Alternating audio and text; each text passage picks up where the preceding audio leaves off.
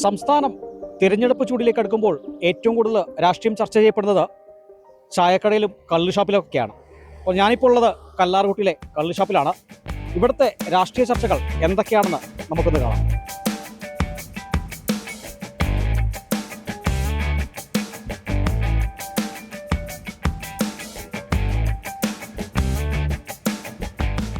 ചർച്ചകൾ ചെറിയ തോതിലൊക്കെ നടക്കാറുണ്ട്. പിന്നെ നമുക്കതിന് കൂടുതൽ സമയം കൊടുക്കാൻ കഴിയുന്നില്ല. കാരണം തിരക്കുള്ള സമയമല്ലേ. പിന്നെ പ്രത്യേകിച്ച് ഇലക്ഷൻ്റെ ടൈമൊക്കെ ആകുമ്പോഴത്തേക്കും തിരക്ക് ഉള്ളതുകൊണ്ട് കൂടുതൽ നമുക്കതിന് സ്പെൻഡ് ചെയ്ത് നിൽക്കാൻ പറ്റുന്നില്ല. പൊതുവെ അവരുടെ ക്യാബിനുകളിലിരുന്ന് അവർ ചർച്ച ചെയ്യാറുണ്ട്.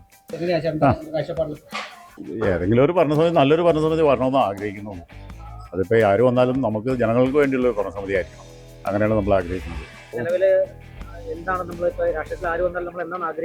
പ്രത്യേകിച്ച് ഒരു ആഗ്രഹം നമുക്ക് ഇല്ലാത്തതുകൊണ്ട് നമ്മൾ അതിനെപ്പറ്റി പിന്നെ വികസനത്തിന്റെ കാര്യം പറഞ്ഞു കഴിഞ്ഞാൽ അത് പറയാമെന്ന് മാത്രമല്ലേ ഉള്ളൂ. പ്രവൃത്തികളൊന്നും നടക്കുന്നില്ല. പിന്നെ എന്തിനാ പറയുന്നത്?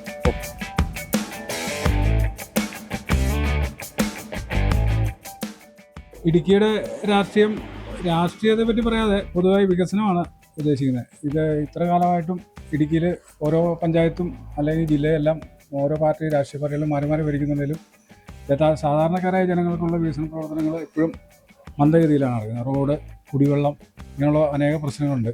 യാത്രാ സൗകര്യം, അതുപോലെ തന്നെ പാർപ്പിടം ഇല്ലാത്ത അനേകം ആൾക്കാരുണ്ട്, അവർക്കുള്ള പാർപ്പിട സൗകര്യം. പിന്നെ കൃഷിയെ സംബന്ധിച്ചുള്ള കാര്യങ്ങളെന്ന് പറഞ്ഞാൽ വളരെ ദയനീയമായ അവസ്ഥയിലാണ്. കാരണം കാർഷിക വിളകളെല്ലാം വളരെ നഷ്ടത്തിൽ പോകുന്നതിന് വിലയില്ല. ഈ നാട്ടിലെ സാധാരണക്കാരായ ജനങ്ങൾക്ക് ജീവിക്കാൻ വളരെയധികം ബുദ്ധിമുട്ടുണ്ട്. അപ്പോൾ അവരുടെ ജീവിതം മെച്ചപ്പെടുത്താനുള്ള സംവിധാനമാണ് ഓരോ തെരഞ്ഞെടുപ്പിലും കൊണ്ടുവരേണ്ടത്. ഇതുവരെ ഇടുക്കിയെ സംബന്ധിച്ച് വളരെ പിന്നോക്കം തന്നെയാണ് ഈ കാർഷിക മേഖലയും മറ്റു മേഖലകളും. കാർഷിക ഉൽപ്പന്നങ്ങൾക്ക് വില കിട്ടിയാൽ മാത്രമേ ഇവിടെയുള്ള ജനങ്ങളുടെ ജീവിതം മെച്ചപ്പെടുകയുള്ളൂ. ഇപ്പോഴും ഒരു 10-20 വർഷം പുറകെ തന്നെയാണ് ഈ നാട്ടിലെ സാധാരണ ജനങ്ങൾ ജീവിക്കുന്നത്. അതിനൊരു മാറ്റം വരണം. ആ രീതിയിലുള്ളൊരു അവസ്ഥയാണ് തെരഞ്ഞെടുപ്പിനെ ഇവിടുത്തെ ജനങ്ങൾ കാണുന്നതെന്നാണ് എൻ്റെ ഒരു അഭിപ്രായം. ഈ നിലവിൽ രാഷ്ട്രീയത്തിൽ പരിചയസമ്പന്നരായിട്ടുള്ള ആൾക്കാർ വേണോ, അല്ലെങ്കിൽ ഒരു പുതിയ ആൾക്കാരാണോ വരേണ്ടത്? രാഷ്ട്രീയത്തിൽ യുവതലമുറയാണ് വരേണ്ടത്. കാരണം അവർക്കാണ് എപ്പോഴും ഐഡിയകളും. പുതിയ തലമുറ, പഴയ തലമുറ എന്ന് പറഞ്ഞാൽ അവരുടെ കാലം കഴിഞ്ഞതുകൊണ്ടല്ല, അവർക്ക് എക്സ്പീരിയൻസ് ഉണ്ട്. പക്ഷേ പുതിയ തലമുറയ്ക്ക് പഴയ തലമുറക്കാരും കൂടുതൽ അഡ്വാൻസ്ഡ് ആയിട്ട് ചിന്തിക്കാനും പുതിയ ആളുകളുടെ പ്രശ്നങ്ങൾ എന്താണെന്ന് മനസ്സിലാക്കാനും യുവാക്കളുടെ പ്രശ്നങ്ങൾ എന്താണെന്ന് മനസ്സിലാക്കാനും കുറച്ചുകൂടി കൂടുതൽ യുവാക്കൾ ഈ ഭരണരംഗത്ത് എത്തുമ്പോഴാണ് മറ്റ് ലോകരാഷ്ട്രങ്ങൾ എവിടെ എടുത്താലും യുവാക്കളായിട്ടുള്ള വ്യക്തികൾ ഭരണത്തിൽ വരുമ്പോഴാണ് രാജ്യത്ത് മാറ്റങ്ങൾ സംഭവിക്കുന്നത്. ഈ രാജ്യത്തും അത് വളരെ അത്യന്താപേക്ഷിതമാണ്. അത് പഞ്ചായത്ത് തലം തൊട്ട് മറ്റേ ഇന്ത്യയുടെ മൊത്തം ഏത് അവസ്ഥ എടുത്താലും 70-80 ആ ഒരു ഏജിലുള്ള ആൾക്കാരെല്ലാം മാറിയിട്ട് ഒരു 40, 45, 50 വയസ്സുള്ള ആൾക്കാരൊക്കെ വരികയാണെങ്കിൽ കുറച്ചുകൂടെ മെച്ചമായിരിക്കും നമ്മുടെ രാജ്യത്തിൻ്റെ അവസ്ഥ എന്നുള്ളതാണ് എൻ്റെ കാഴ്ചപ്പാട്.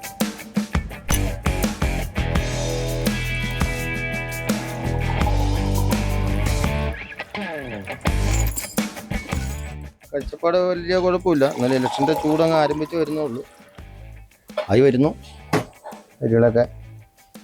എന്താണ് പ്രതീക്ഷ ജനങ്ങളെ സഹായിക്കുന്നവർ കയറി വരട്ടെ, അതാണ് നമ്മുടെ ഒരു പ്രതീക്ഷ. രാഷ്ട്രീയമോ മതമോ ജാതിയോ നോക്കാണ്ട് ജനങ്ങൾക്ക് നല്ല രീതിയിൽ വരുന്നവർ ജയിച്ച് കയറി വരട്ടെ. ഇതൊരു തീരെ അവികസിതമായ ഒരു സ്ഥലമാണ്. ഇവിടെ ഒരുപാട് വികസനങ്ങൾ വരാനുണ്ട്. റോഡൊക്കെ നിങ്ങളൊക്കെ വന്നപ്പോൾ കണ്ടു കാണും. പ്രധാനമായിട്ട് അതാണ്. കുടിവെള്ളം ഏതാണ്ടായിട്ടുണ്ട് ഇവിടെ. റോഡിൻ്റെ വികസനമാണ് മെയിനായിട്ട് ഉദ്ദേശിക്കുന്നത്. പിന്നെ ആളുകൾക്കുള്ള ജീവിത നിലവാരം അത് കുറച്ചുകൂടെ നല്ല രീതിയിലാകണം.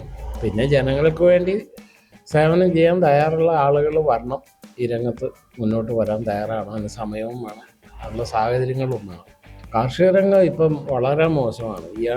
ഈ മഴ വളരെ കൂടുതലായതുകൊണ്ട് കാർഷിക രംഗം ഒന്നുമില്ല. ചുരുക്കത്തിൽ ഇപ്പം നിലവിൽ ഒന്നുമില്ലാത്തൊരവസ്ഥയാണ്. അപ്പോൾ ഇത് എന്ന് പറഞ്ഞാൽ തീരെ വികസനം ഇല്ലാത്ത ഒരു സ്ഥലമാണ്, തീരെ ഒരു ഗ്രാമപ്രദേശം. അതാണ് പ്രധാനമായിട്ടും ആളുകൾ. പിന്നെ ജനങ്ങൾക്ക് വേണ്ടി കുറേ സേവനങ്ങളൊക്കെ ചെയ്യാനും ഉള്ള ഒരു സന്മനസ്സും വേണം. അതാണ് പ്രധാനമായിട്ടും ഉദ്ദേശിക്കുന്നത്. കഴിഞ്ഞ ഒരു 10-30 വർഷക്കാലം ഏതാണെങ്കിലും UDF തന്നെയാണ് ഭരിച്ചുകൊണ്ടിരുന്നത്. ആ ഭരണത്തിൽ വലിയ കുഴപ്പങ്ങളൊന്നും സംഭവിച്ചിട്ടില്ല. നാടിൻ്റെ വികസനം തന്നെ ലക്ഷ്യം വെച്ചുകൊണ്ട് അതിന് ആതുര സേവന രംഗത്തും കൂടുതൽ ആതുര സേവന രംഗങ്ങളിലൊക്കെ നമ്മൾ ആശുപത്രികൾ വികസിപ്പിക്കാനും ഒക്കെ നമ്മൾ പരമാവധി പരിശ്രമിക്കുന്നുണ്ട്. റോഡ് വികസനമാണെങ്കിലും കഴിഞ്ഞ ഭരണസമിതിയിൽ പഞ്ചായത്ത് ഭരണസമിതി UDFൻ്റെ ആയിരുന്നു. ആ ഭരണസമിതിയിൽ നല്ല രീതിയിൽ പ്രവർത്തിച്ചിട്ടുണ്ട് എന്നാണ് ഞങ്ങളുടെ വിശ്വാസം. വികസന കാര്യങ്ങൾ പുറകോട്ടാണ് ഇവിടെ. അതിനെ പറ്റി ഒരാളെ ഇവിടെ തിരഞ്ഞെടുക്കും. ഭരണം കാർഷിക മേഖല മോശമാണ്. അങ്ങനെ വഴികളൊക്കെ വളരെ കുറവ്, മോശം. അതിന് പറ്റിയ ഒരു സ്ഥാനാർത്ഥി വരണം, ജയിക്കണം എന്നുള്ളതാണ് നമ്മളൊക്കെ ആഗ്രഹങ്ങളിരിക്കുന്നത്. ഒരു ജനത്തിൻ്റെ രീതി അതാണ്. കഴിയൊന്നും കാര്യങ്ങൾ പറയുന്നത് കോൺഗ്രസ്സുകാരായിരിക്കുള്ളൂ. വികസനമൊക്കെ ഉണ്ട്, വികസനമാണ് വേണ്ടത്. അല്ലാതെ യുവതലമുറ വരട്ടെ, അതെല്ലാം നല്ലത്. വയസ്സന്മാരെക്കാളൊക്കെ നല്ലത് പിള്ളേർ സെറ്റാണ്. പുതിയ തലമുറയില്ല ഇപ്പോൾ കാലങ്ങളൊക്കെ. അത് അംഗീകരിച്ച് വരാനൊക്കെ പിള്ളേർ സെറ്റ് എന്തിനും നല്ലത്. വയസ്സന്മാരിച്ചിട്ട് ഒതുങ്ങി കൊടുക്കുക നല്ലത് എന്ന് പറയാനുള്ളൂ എനിക്ക്. കൃഷി കാര്യങ്ങളൊക്കെ നോക്കാനും ഒരുമാതിരിയൊക്കെ ഇതുള്ളതും പിള്ളേരാണ് ഇറങ്ങിപ്പോയി നോക്കാനും പെറുക്കാനും എല്ലാ കാര്യത്തിനും ഒരു ഇതുണ്ട്. അതാണ് ആഗ്രഹിക്കുന്നത്. പിന്നെ എങ്ങനെയാണെന്ന് കണ്ടറിയാം.